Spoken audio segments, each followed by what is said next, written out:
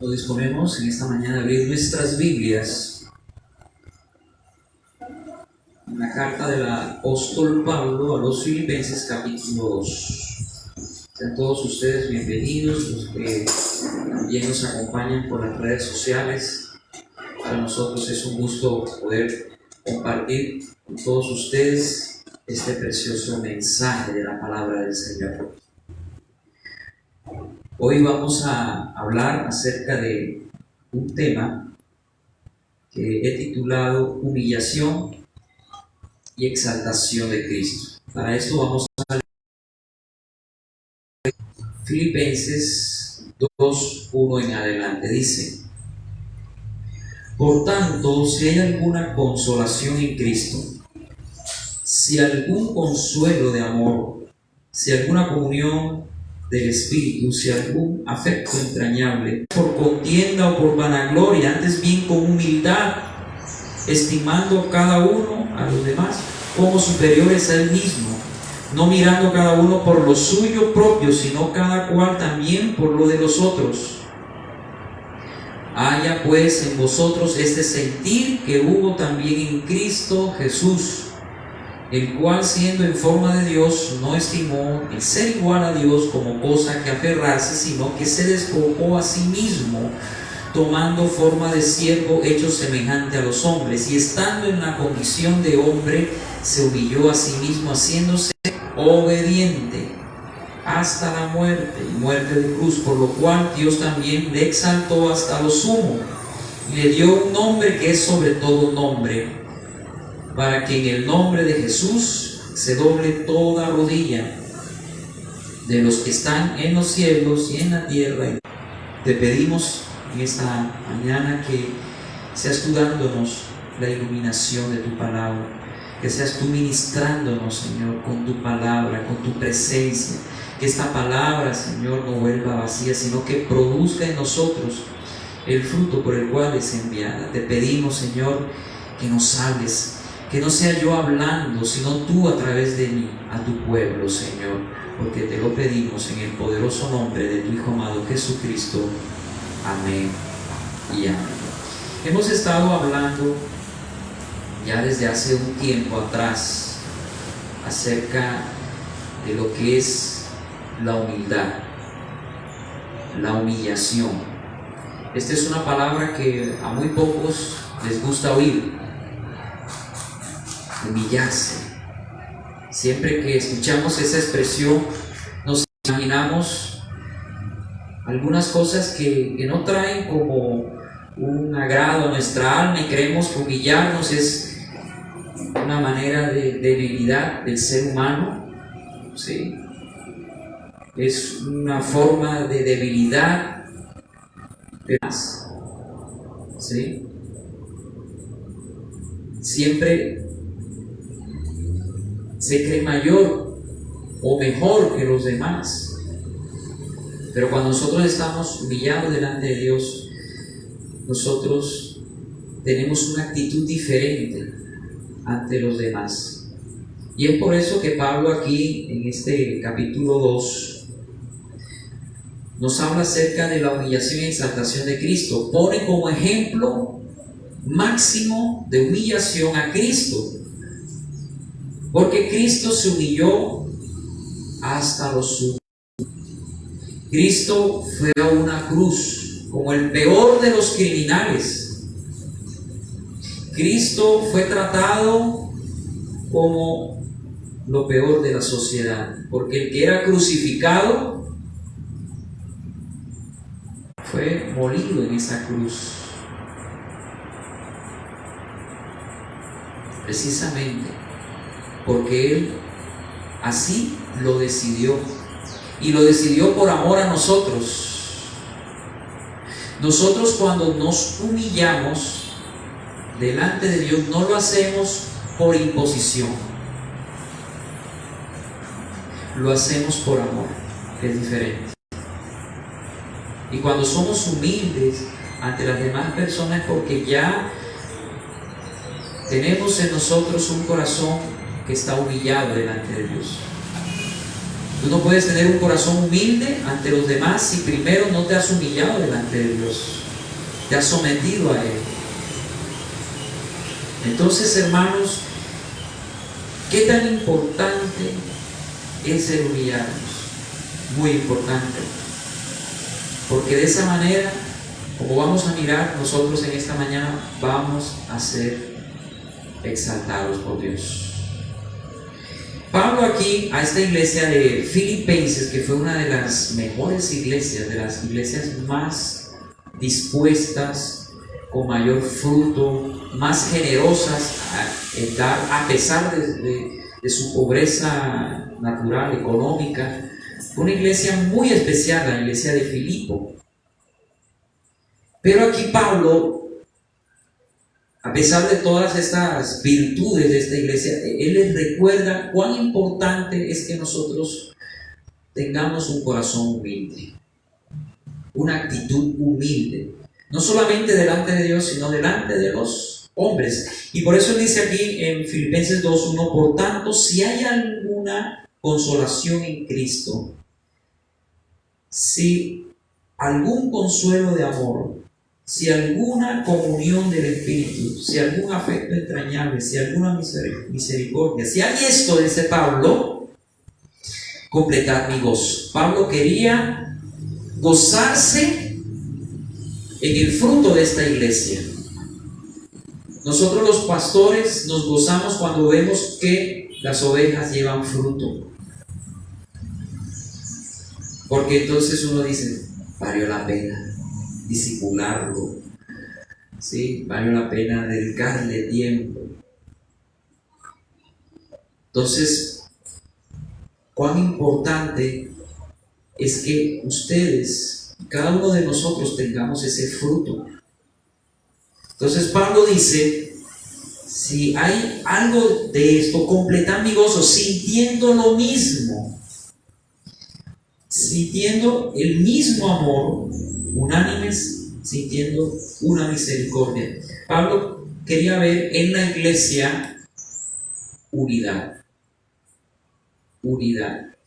Recordemos nosotros que la iglesia de Cristo, Pablo lo compara en 1 Corintios 12 a un cuerpo humano. El cuerpo humano está formado por tres partes principales: cabeza, tronco y extremidades, ¿cierto? Pablo toma este ejemplo del cuerpo para ilustrarnos la iglesia de Cristo, en donde Cristo es la cabeza, no es el pastor, no es el ungido, el supuesto apóstol, no. Cristo es la cabeza. Él es el que sustenta su iglesia, el que cuida a su cuerpo, que es la iglesia. Cristo, que es la cabeza, y nosotros parte de su cuerpo. En el momento en que nosotros creímos en el Evangelio de Cristo, habiendo escuchado la palabra de Dios, en ese momento nacimos de nuevo. El Espíritu Santo nos bautiza y nos une al cuerpo de Cristo. Ahora hacemos parte del cuerpo de Cristo. Entonces, la iglesia es un cuerpo que está bajo la dirección de Cristo a través de su Santo Espíritu que Él envió hace 2000 años. ¿Se acuerdan ustedes que Él, antes de irse, le dijo a sus discípulos: no se preocupen, que les conviene que yo me vaya? Porque al irme yo, vendría aquí el Espíritu Santo, la promesa del Padre. Ya Él había prometido a sus discípulos que no quedarían huérfanos. Jesús tenía que subir al cielo y sentarse a la derecha del Padre, pero enviaría su Espíritu. Y es a través de su Espíritu que Jesús gobierna la iglesia, utilizando los pastores que deben regirse por la palabra de Dios. Es la palabra de Dios, con el poder del Espíritu Santo, la que hace la obra en la iglesia. y el que dirige la iglesia. Entonces, cada uno de nosotros que hacemos parte de un cuerpo, tenemos un lugar dentro de ese cuerpo, y es importante que como iglesia haya unanimidad. Por eso Pablo dice aquí, sintiendo lo mismo. ¿Usted siente lo mismo que yo en esta mañana al venir a este lugar y al alabar el nombre del Señor? ¿Qué debemos sentir cuando venimos y nos congregamos como hermanos? Debe haber alegría. ¿Qué más? Gozo, disposición, amor, ¿cierto? En tu corazón por venir a esta iglesia y encontrarte con tus hermanos. Tú vienes por el Señor, pero también vienes a tener comunión con tus hermanos, ¿cierto? Porque hay algunas iglesias que dicen, no, tú vienes a buscar al Señor. Sí, claro, es que venimos a buscar al Señor. Venimos a alabarle, a glorificarle, a exaltarle, pero también a tener comunión unos con otros como hermanos. La comunión entre nosotros es tan importante que la Biblia dice, no dejaros de congregar. Porque Dios quiere que nosotros, como hijos suyos, tengamos comunión unos con otros y podamos juntos alabar a Dios. Y Dios se goza en medio de la alabanza de su pueblo. Él se goza cuando nos ve a nosotros, pero todos en un mismo sentir, hermanos. En un mismo sentir. Que si usted viene aquí, no venga distraído pensando en la ropa que dejó en la lavadora, que ahorita tiene que hacer el almuerzo. No, usted viene a tener comunión con el Señor, con el Espíritu Santo y también con sus hermanos. Y este es un tiempo sagrado que usted debe apartar, que es de Dios. ¿Que me llamaron? Espere, ponga en silencio su celular.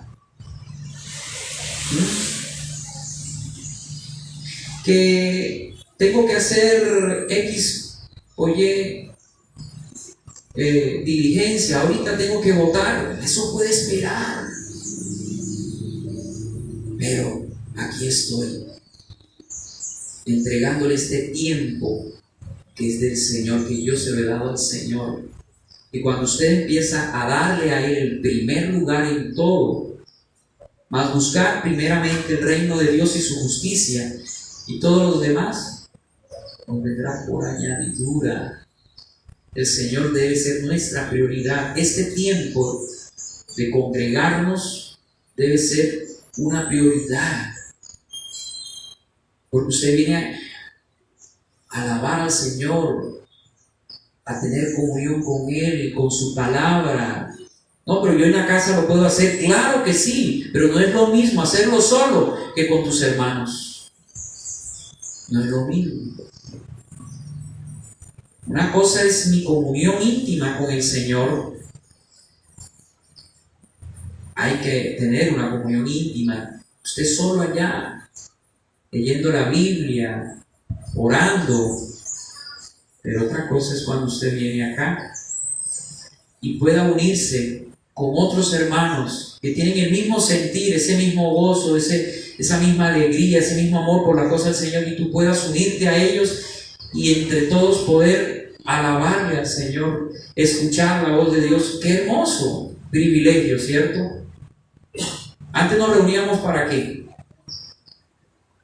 Díganme ustedes, cuando estaban en el mundo, la gente se reúne para pecar, ¿sí?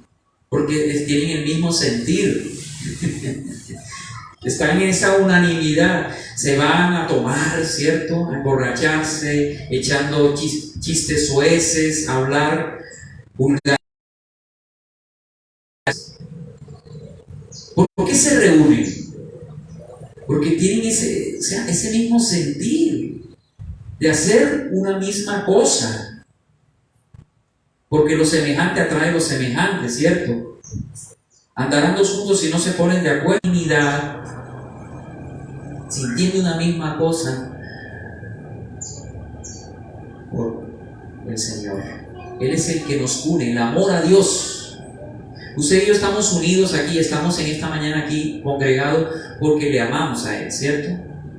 Porque todos le necesitamos. Aunque hay personas que vienen a la iglesia y no tienen eso. En su corazón hay unos que no son ni se han convertido y dicen, ay, qué aburrido esto, qué predicación tan fastidiosa, que se acabe rápido, ¿cierto? Porque no está en el mismo sentir. Pero ¿qué sentías cuando te reunías a emborracharte con tus amigos, con mujeres y todo? Tú no te aburrías, ¿cierto?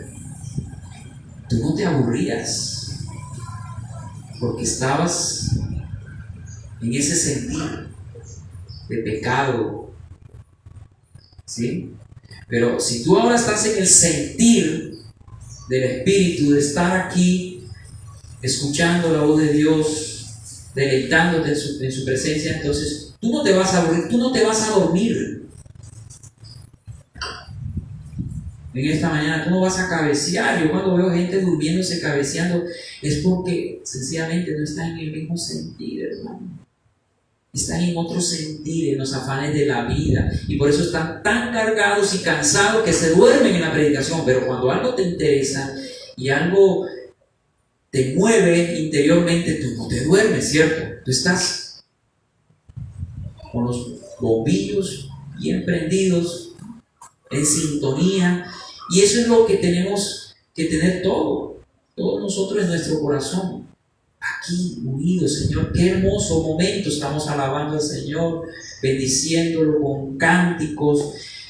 Este culto que hacemos nosotros no es para la gente. Esta alabanza que nosotros hacemos aquí no es para la gente, no es para que usted, ay, qué lindo estuvo la alabanza, o qué lindo la palabra. Todo esto que hacemos es para el Señor y para agradarle a Él, porque el culto es a Él, no es a usted. Ay, no, me pareció aburrida la alabanza. Bueno, menos mal que no era para ti, sino para el Señor. Ay, qué aburrida la palabra. Miren, estas predicaciones, primero yo las preparo para Él, para glorificar con la palabra del Señor su nombre. Lo preparo para Él y lo expongo para que usted lo reciba y glorifique también. Con la palabra que usted recibe de parte de Dios, con su vida, llevando a la práctica la palabra de Dios, hermano. Entonces todo lo que hacemos aquí debemos hacerlo en un mismo sentir, en amor al Señor, glorificando su... Ay, no, qué fastidio. El mismo amor, bueno, amor a quién, al Señor primero que todo, ¿cierto? A las cosas de Él, a su obra, a los hermanos, a todo lo que hacemos. Ahí en el servicio que usted tiene, por ejemplo, que usted está en cámara o en proyección, o allá en la puerta, o en bienvenida, o está aquí en alabanza, que usted sienta ese amor al hacer lo que está haciendo, porque lo está haciendo para el Señor. Usted no lo está haciendo para el pastor. La iglesia, la prioridad es Él, lo hacemos todo para la gloria de Él. Y el culto es para Él.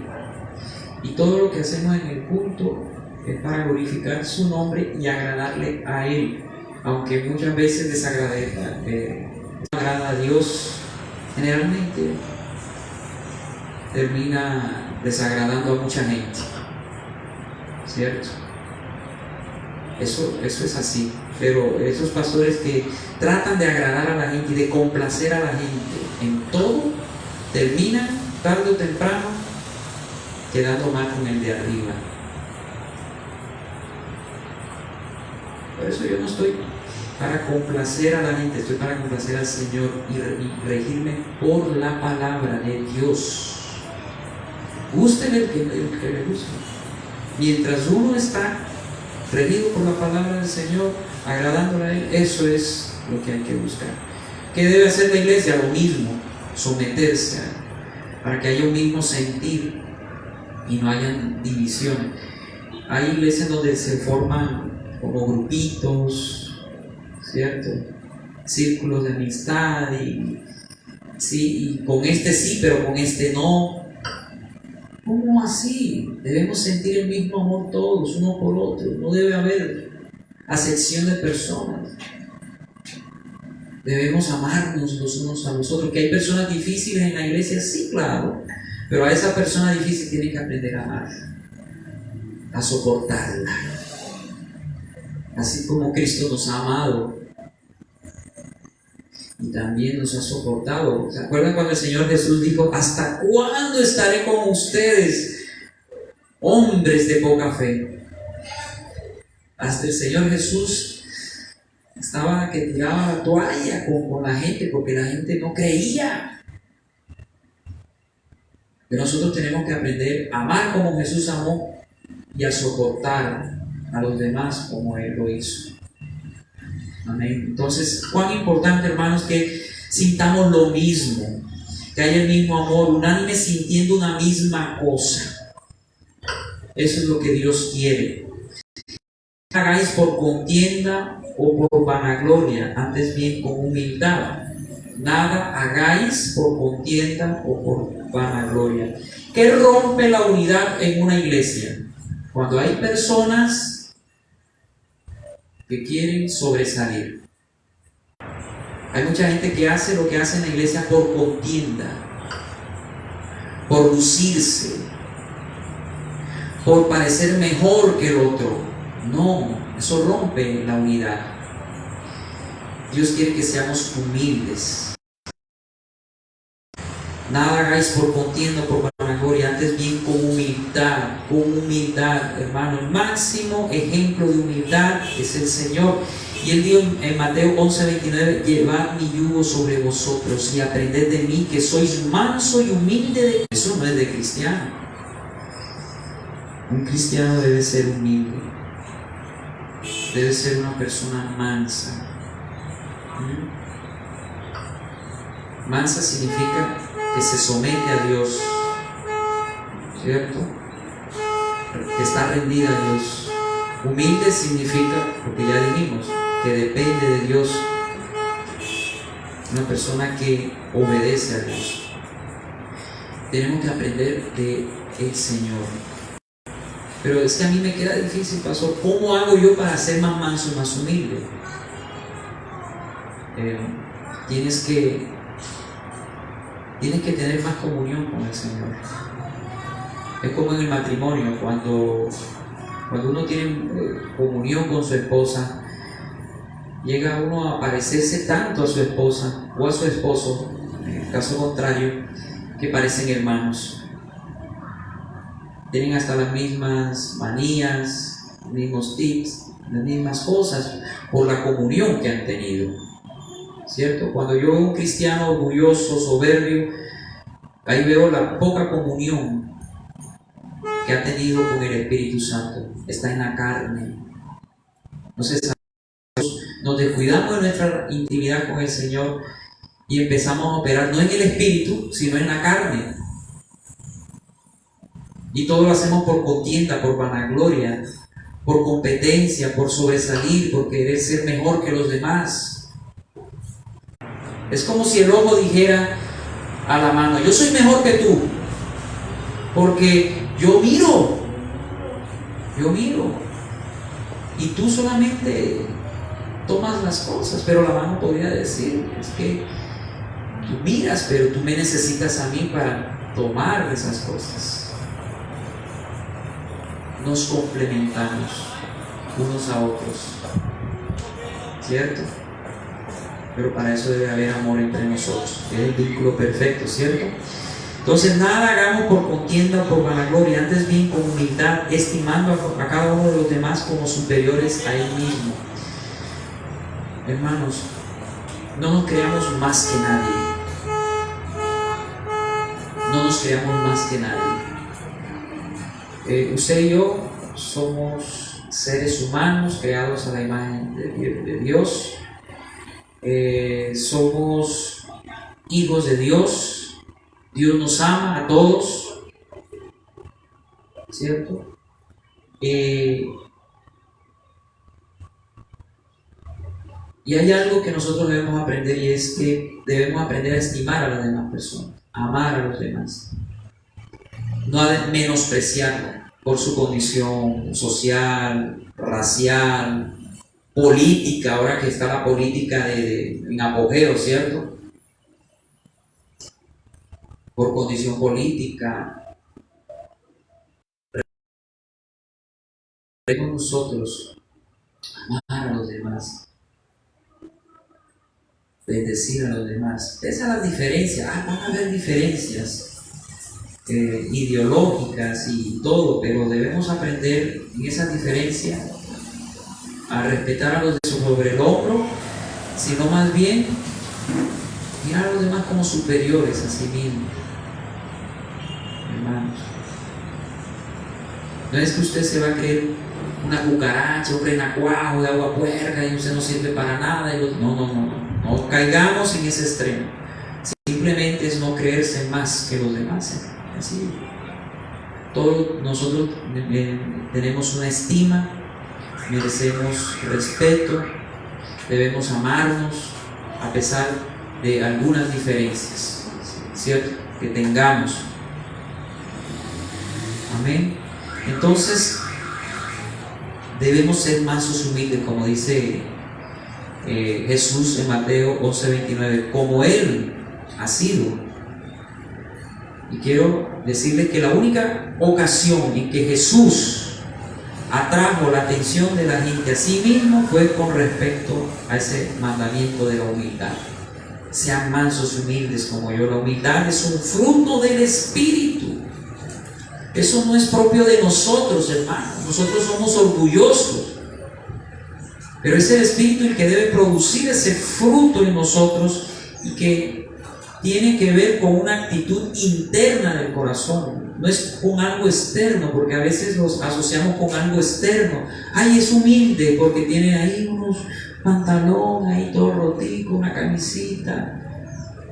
Ay, eso es humilde. No, la humildad no tiene nada que ver con lo externo, o con poner una carita ahí de santo. Ay, ese es humilde. No, la humildad es una actitud del corazón y es un fruto del Espíritu. Es decir, es el Espíritu el que produce en nosotros esa humildad, porque en nosotros no lo hay. Nosotros no hay humildad, pero es Dios a través de su Santo Espíritu que nos trata y va formando en nosotros eso. Y muchas veces nosotros somos tan orgullosos y tan soberbios, tan duros de corazón, que Dios tiene que quebrantarnos. Tiene que quebrantarnos y meternos por procesos duros, hermano, para romper ese pedernal de corazón que tienes, porque tú nunca te humillas, no respetas a tus padres, eso es orgullo, ¿cierto? Soberbia. Generalmente nosotros somos así, no respetamos a nadie. Cuando llegamos a la iglesia queremos hacer lo mismo con Dios y con nuestros hermanos. No nos sometemos a las autoridades, al pastor o a los pastores de la iglesia. Sales allá afuera, no te sometes ni a la policía, no te sometes ni a la gente de tránsito, haces lo que siempre has querido. Pero eso tiene que cambiar. Tiene que haber en nosotros una actitud de humildad, que es un fruto del Espíritu. La humildad es un fruto y se va formando en el tiempo. Cuando tú tienes comunión con el Señor y el Señor trata tu corazón, hermanos, Dios tiene que tratar nuestro corazón, quebrantar esa dureza que hay, ese orgullo, esa soberbia. Y para eso Él utiliza las circunstancias de nuestra vida. Para eso Él utiliza a la gente que te rodea, a la gente más cercana. Para eso el Señor utiliza a tu mismo hermano aquí en la iglesia, ese hermano difícil, que te cae mal. Él utiliza todo para tratar tu vida, tu corazón. Pero eso a nosotros no nos gusta. ¿no? Por eso debemos aprender a soportarnos.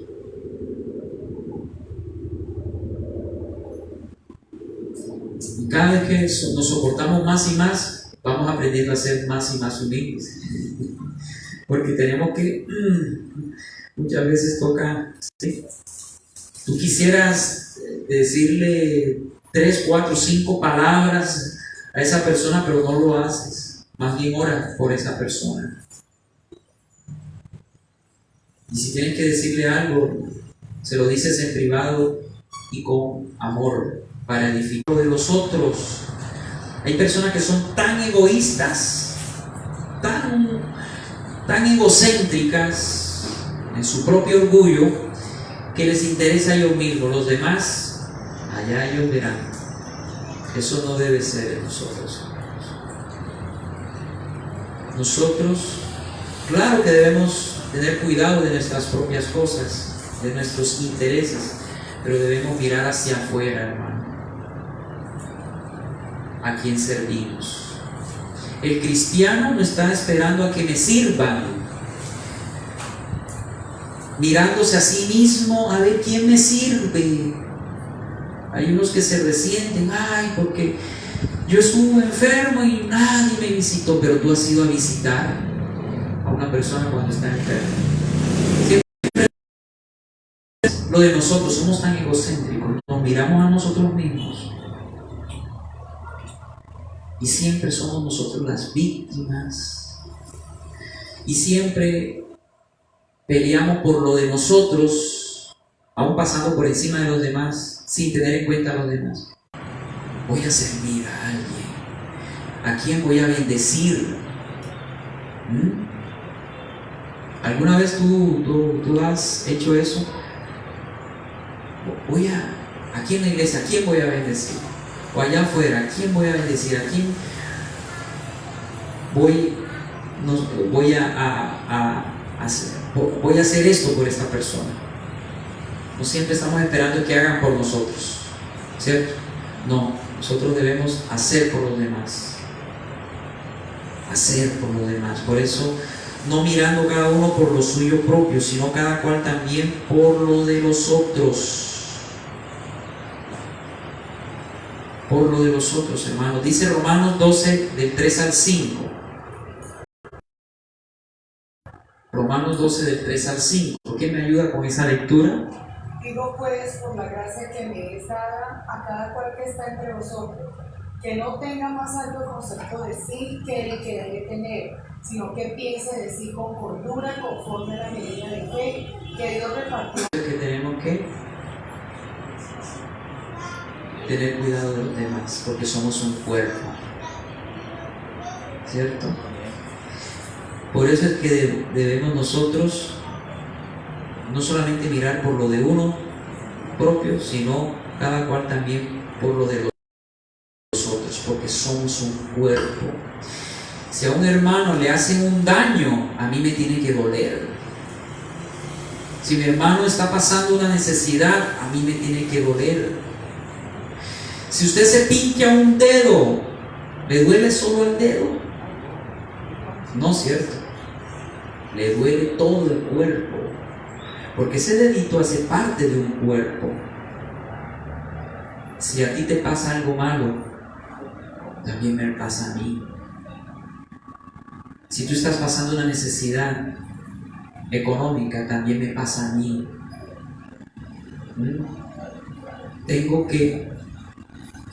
Yo no puedo ser indiferente a la necesidad de mi hermano y solamente estar mirando por lo mío. No, tenemos que mirar por lo de los otros. ¿A quién servimos? ¿A quién bendecimos? De esa manera nos vamos a parecer a Cristo, ¿sí? Y continuamos con los versículos 5 al 11. Y haya pues en vosotros este sentir que hubo también en Cristo Jesús. Luego que Pablo le dice a la iglesia: tengan un mismo sentir, nadie haga las cosas por vanagloria o por competir con los demás. No solamente miren lo suyo, sino por los demás, que haya en nosotros entonces el mismo sentir en Cristo. ¿Y qué fue lo que hubo en Cristo? ¿Cuál fue el sentir de Cristo? Aquí donde nosotros ya vamos a ir aterrizando en el tema de hoy, con el ejemplo de Cristo, para que entendamos nosotros lo que es la humildad verdaderamente.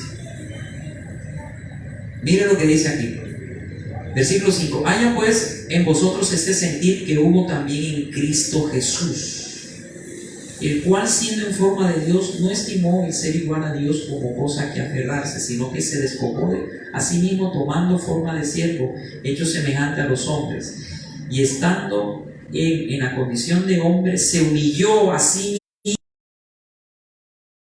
hasta la muerte y muerte de cruz.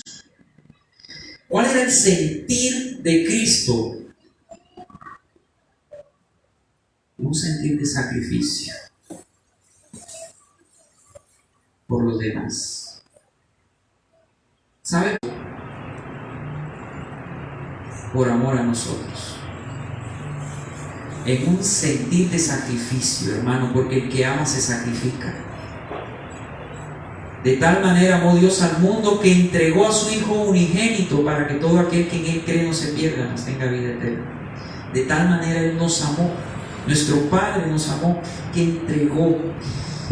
No entregó, Él pudo habernos entregado cosas materiales, ¿cierto? Pudo habernos entregado otras cosas muy costosas, pero Él entregó lo mejor, a su Hijo. Y el Hijo no se negó, Él se sometió al Padre y dijo: heme aquí, me sacrifico por amor a ellos. Se humilló, tomando forma de ser humano, y fue obediente hasta la muerte en una cruz. No solamente fue en ese momento de la muerte, cuando Él murió en esa cruz, sino que durante toda una vida sometida a Dios, vivía una vida sometida a sus padres, y fue obediente. Dice la Biblia que el Señor Jesús crecía en gracia para con Dios y para con los hombres. Tuvo buen testimonio, fueron 30 años. De los 30 años a los 33 años y medio, hizo el ministerio sometiéndose a Dios en todo.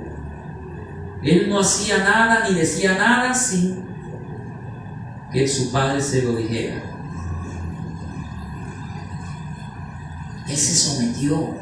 Y dice Hebreos capítulo 5 versículo 8: y aunque era hijo, por lo que padeció, aprendió la obediencia. El mismo Hijo de Dios no se salvó. Él se humilló, él se sometió a su Padre, padeció como ser humano, y en ese padecimiento aprendió lo que es obedecer. Pero ¿acaso Él no es Dios? ¿Acaso Él no es Dios? ¿Cómo que aprendió a obedecer? Es que allá arriba en el cielo, junto a su Padre, en su condición de Dios, pues eso es fácil en su condición de Dios, pero Él se hizo hombre. Acuérdense que Jesús era 100% Dios, 100% ser humano, 100% hombre. En su condición de hombre, en su humanidad, Él aprendió a someterse al Padre. Todo lo que le dijera, Él estando en condición de hombre. Y en ese Padre, y nadie nace obedeciendo.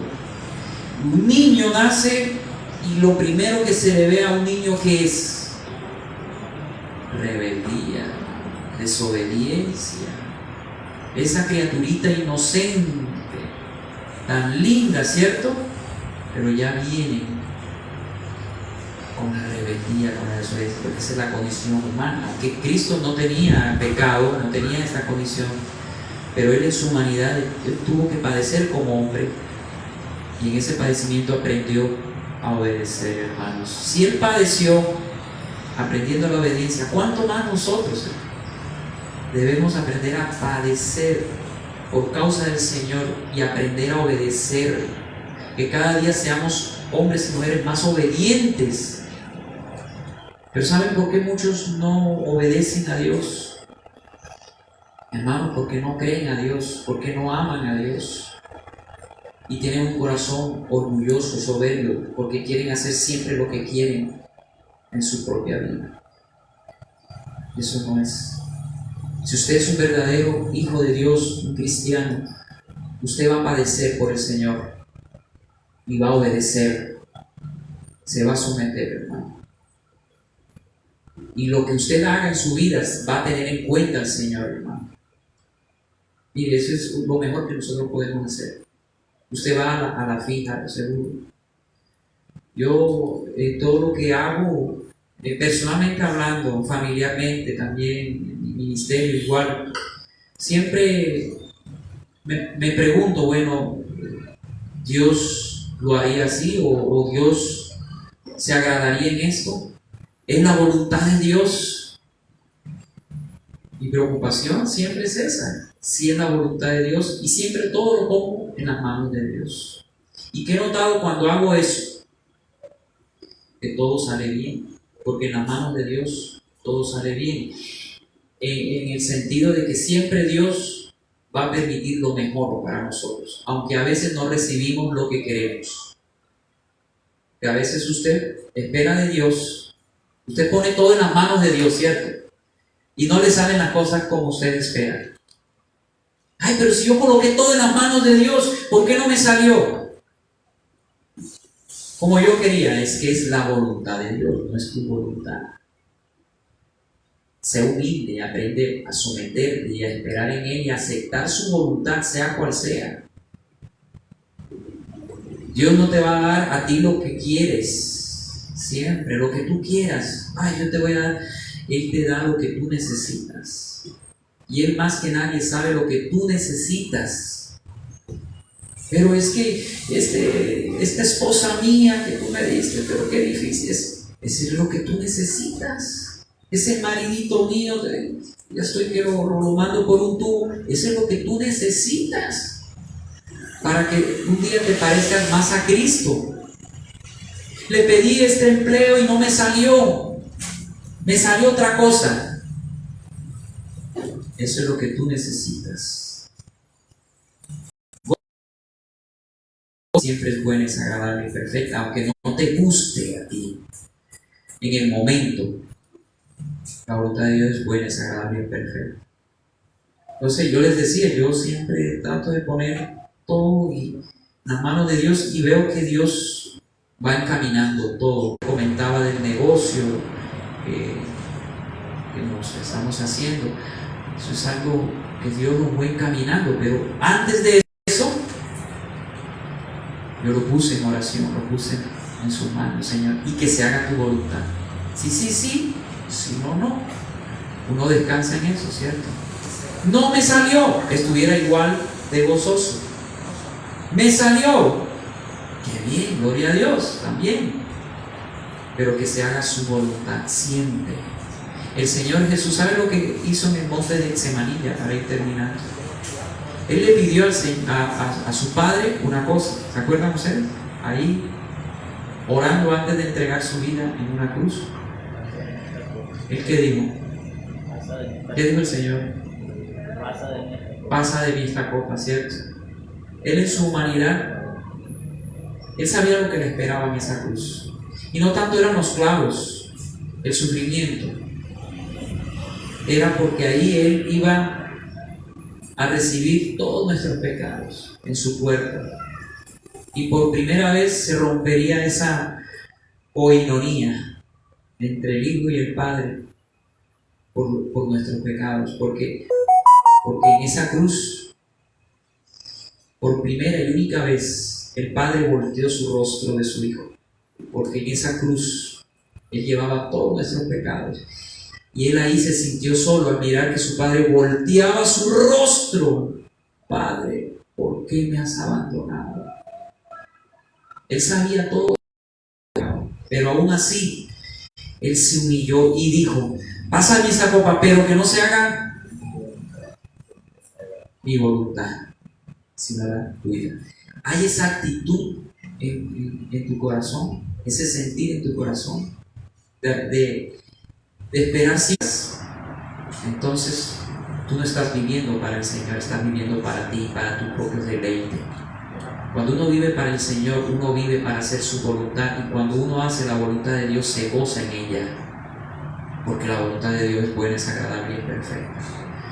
Y por eso yo me he podido gozar con ustedes en esta congregación aquí en Neiva, que al principio ¿se acuerdan que yo les dije que yo no quería venir para Neiva? Yo no quería. Pero cuando estuve acá, miré que era lo que yo necesitaba y era necesario. Tremendo. Y así es todo, hermano. Todo en nuestra vida es así. A veces no queremos cosas, pero pasan. Dele gracias al Señor. Gloria a Dios y dele, Señor, gracias. No sé lo que irás a hacer, pero si tú así lo has querido es por algo. No me voy a amargar en mi corazón. Voy a aceptar tu voluntad. Voy a aceptar tu voluntad, sea cual sea. No sé por qué hiciste esto para mí, pero voy a aceptar tu voluntad. Y eso fue lo que yo le dije hace 4 años. Y ha sido lo mejor. Acá Dios me ha bendecido. Una iglesia, bueno, no es muy grande el número, pero no importa, es una iglesia bonita. Ustedes son una iglesia bonita. Me ha bendecido con mi familia, al vivir ellos acá. Me ha bendecido ya con un trabajo, con un negocio. Pero todo eso lo hace el Señor cuando nos sometemos a Él y dejamos que Él obre su vida.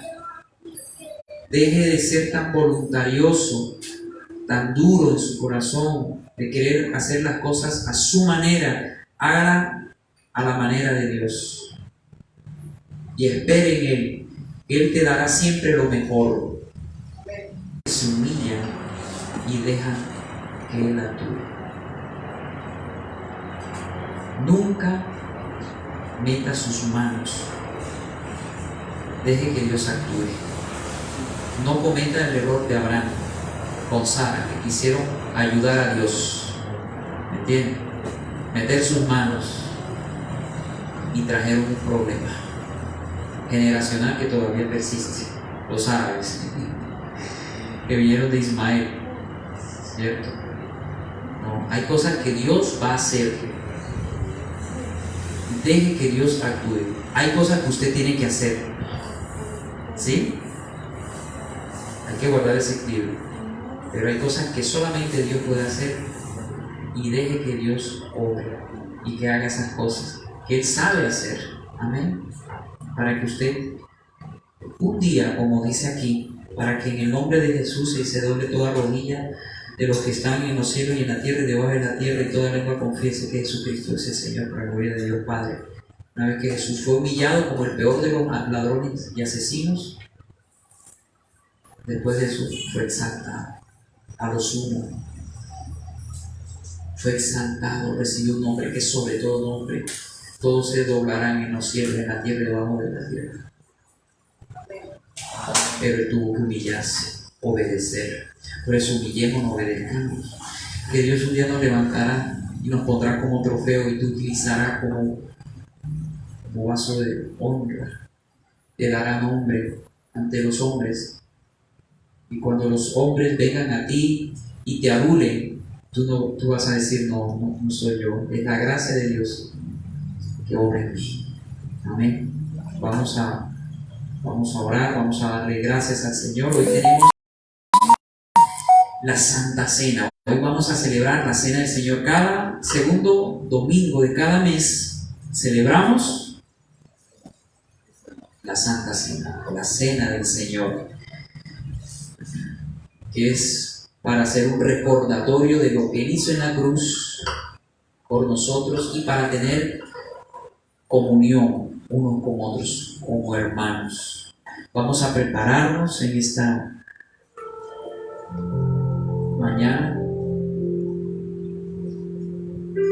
Vamos a darle gracias al Señor primero que todo por la palabra que Él nos ha dado.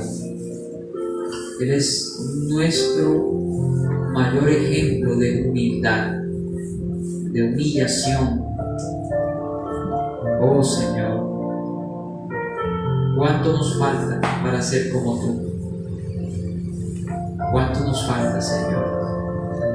Por eso te pedimos en esta mañana que sigas formando en nosotros ese carácter de mansedumbre y de humildad. Glorificamos su nombre, te exaltamos y te bendecimos en esta mañana. Si usted ha preparado una ofrenda al Señor, tómela en su mano derecha y dele gracias al Señor por la oportunidad que le da de participar en su obra, sembrando sus ofrendas voluntarias a esta obra, a esta iglesia local. Dile al Señor, gracias Señor, porque me has dado este privilegio de participar en esta iglesia, de poder apoyar tu causa, de poder apoyar tu obra. Oh Señor, esta ofrenda lo doy por amor a ti, por agradecimiento a ti, no con tristeza ni del Espíritu Santo. Amén y amén. Amén. Los que hayan preparado su ofrenda pueden depositar.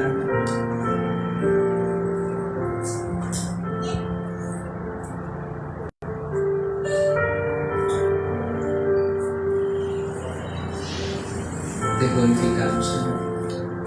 Te exaltamos. Te damos gracias. Gracias, Padre amado. Bendice al Señor en esta mañana. Vamos a prepararnos para la Santa Cena. La Santa Cena o la Cena del Señor es algo sagrado que Jesús hizo con sus apóstoles en esa última noche antes de entregar su vida en una cruz. Él tuvo una cena celebrando la cena de la Pascua, pero habiendo hecho eso, Él tomó el pan y lo partió y se lo dio entre sus discípulos. También tomó el vino y lo repartió entre sus discípulos. Y todo esto para inaugurar un nuevo pacto, el pacto de sangre, en donde Él iba a derramar su sangre por nosotros, por nuestros pecados, para lavarnos, para limpiarnos, iniciándose un nuevo pacto. El pacto en el cual estamos tú y yo, el pacto de sangre, un pacto incondicional.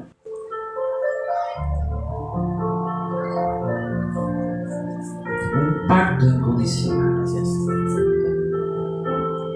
Antes de tomar la cena del Señor, vamos a prepararnos, a pedirle perdón al Señor por nuestros pecados, a ponernos a cuentas con Él sabiendo lo que estamos haciendo, sabiendo. No coman el pan ni el vino, todavía no. 1 Corintios capítulo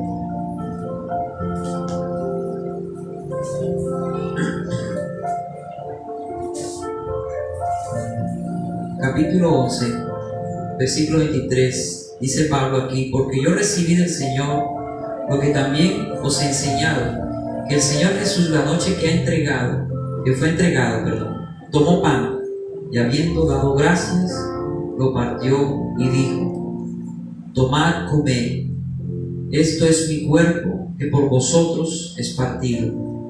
Haced esto en memoria de mí. Señor, bendice este pan que representa ese cuerpo que fue entregado por nosotros. Pueden comer el pan.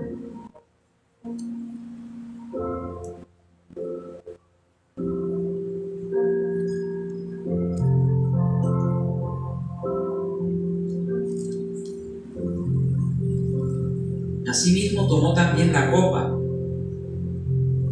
después de haber cenado, diciendo: esta copa es el nuevo pacto en mi sangre. Haced esto todas las veces que la bebiereis en memoria de mí. Bendice, Señor, este vino. Representa esa sangre que fue derramada por nosotros, inaugurando ese nuevo pacto. Vamos a tomar el vino.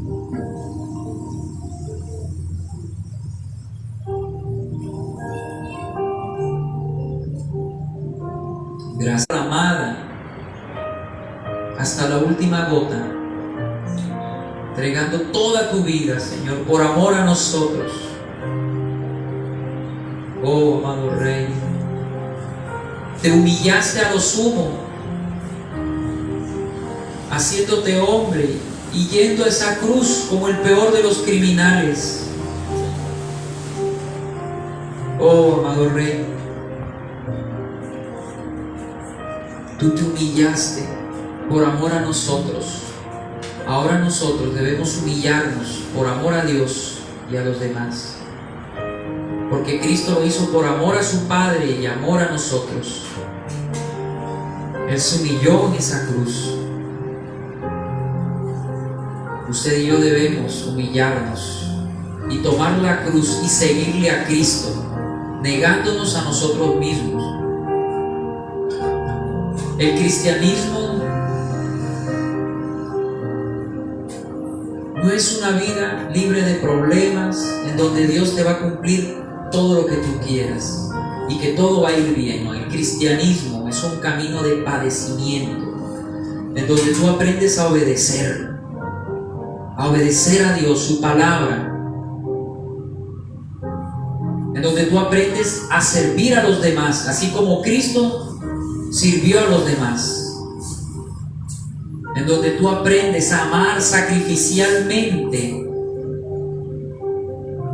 no condicionalmente, como hace el hombre natural que no conoce al Señor. Nosotros los hijos de Dios debemos aprender a amar incondicionalmente, sacrificialmente, humillándonos delante de Dios, haciendo lo que Él nos manda,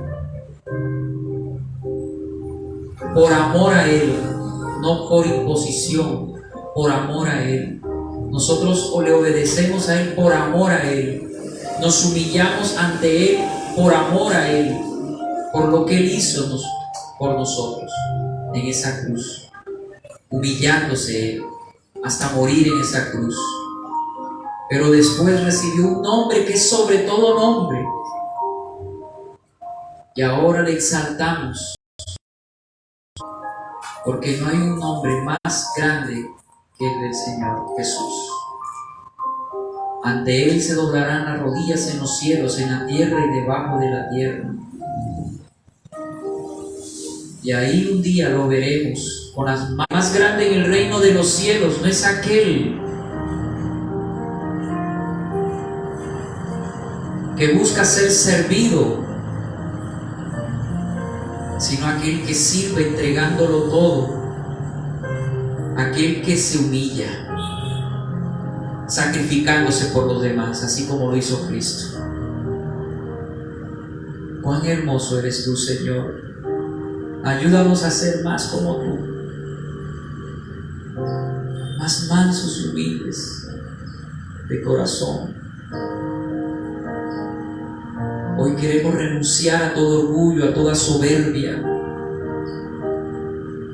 y a depender más de ti, y no querernos nunca más que los demás, sino mirar a los demás como superiores a nosotros mismos. Que podamos servir a otros buscando el bien de los demás, no solamente el de nosotros, sino también el de los demás. Que no seamos contenciosos, ni hagamos nada por contienda ni por vanagloria, sino que podamos amarnos los unos a los otros como tú, Señor, lo has hecho.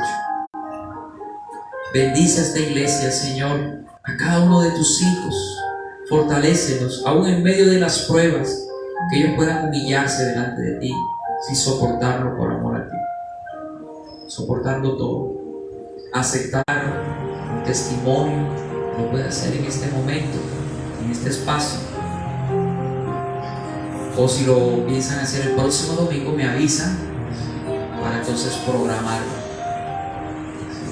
Usted va a tener la oportunidad de también poder compartir con los demás hermanos un testimonio, una experiencia, una enseñanza que Dios le haya dado.